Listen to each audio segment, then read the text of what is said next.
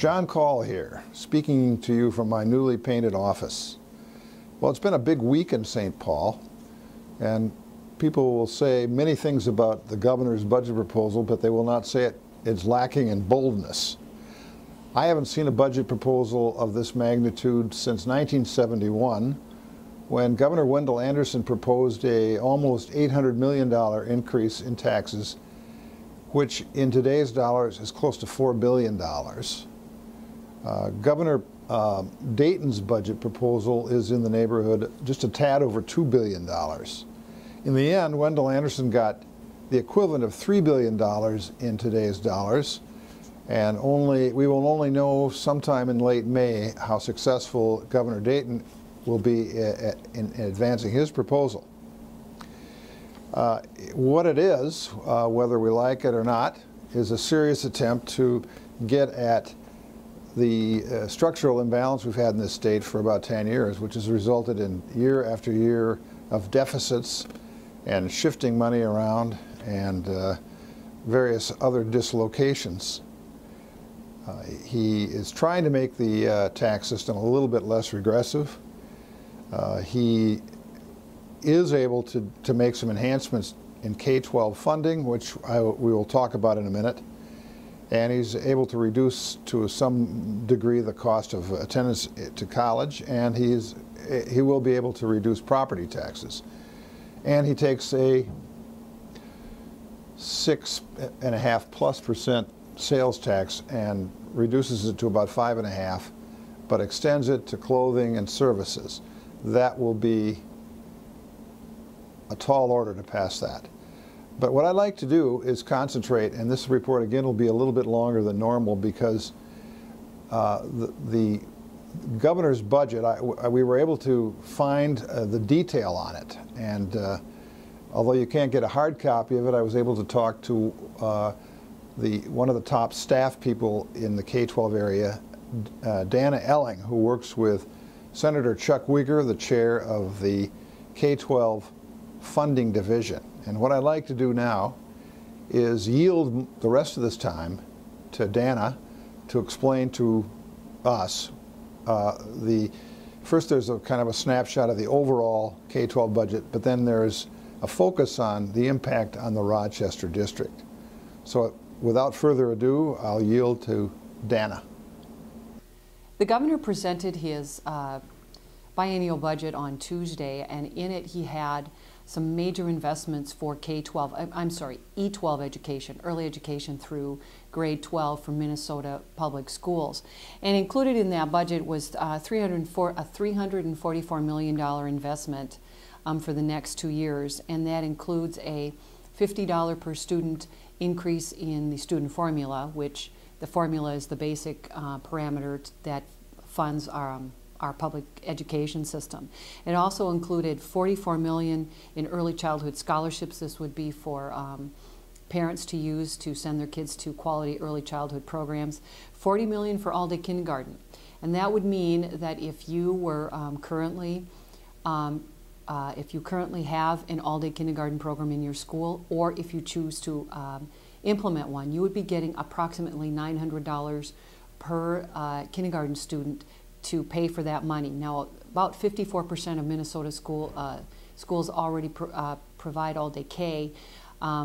Either they do it out of general fund or whatever. But this would be the first time that the state is really putting significant dollars behind the words that they support all-day kindergarten. There's also a $10 million investment for teacher evaluation, which is something that as school board members I'm sure you're interested in. It is a law that will go into effect. Districts will be required to implement teacher evaluation. And there's also $1 million for anti-bullying programs in the budget. And it comes out of the governor's task force, anti-bullying task force. And the department would use some of the money that the governor's got in the budget for a school climate center within the department. And they would be helping schools implement anti-bullying policies and also keep track of bullying incidences in schools and monitor sort of the progress, and if we were making progress in changing school climate, which is kind of a big deal for Minnesota schools. There are a couple of things that are specific to Rochester that you might be interested in. Rochester is one of the schools that is involved in Minnesota's integration aid program, and there are going to be some integration changes this year based in part on an integration aid task force that made some recommendations last year, and also this goes all the way back to 2005, but the Office of the Legislative Auditor did a rather extensive study on the integration aid program and its policies, and if it was actually doing what the money was actually doing what it was intended to do. And so the program that the department is working on right now would continue to give money to districts. They would change a little bit how that money is allocated. Schools would still be getting 90% of what they get currently. And then they would also be using something called a focus rating, which is a part of the No Child Left Behind waiver that the department is working on. And that way, the department wants to be able to track the money and whether it is actually working to close the achievement gap between white students and students of color. So that is something that you are probably going to want to watch for as we move forward with the legislative session, and probably may want to weigh in at some point.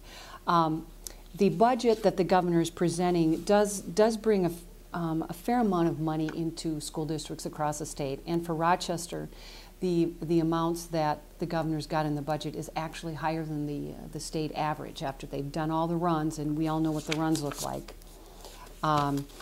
Big pieces of paper that everybody tracks very carefully as soon as they get them. The Rochester district would be getting over $300 and I'd say probably $350 per student under this budget. There are some revenue changes in terms. That is a biennial number. Yes, but it starts with the lower number with the money going on to the formula, and then some of that other money picks up in 15, like the all-day K money picks up in fiscal 15. And part of the reason the district's doing that, for example, or the governor's doing that on all-day K, is to give districts a chance to ramp up if they have space considerations or whatever. They can do that and make decisions, and parents can make decisions. It's an optional program, so if you want to have some sections of all-day K, you can. If you want to have some sections of half-day, that's possible to do. So the Rochester is doing well under this budget. I would assume that always the devil is in the detail, but we will be moving forward on dissecting this budget more as we go through the legislative session.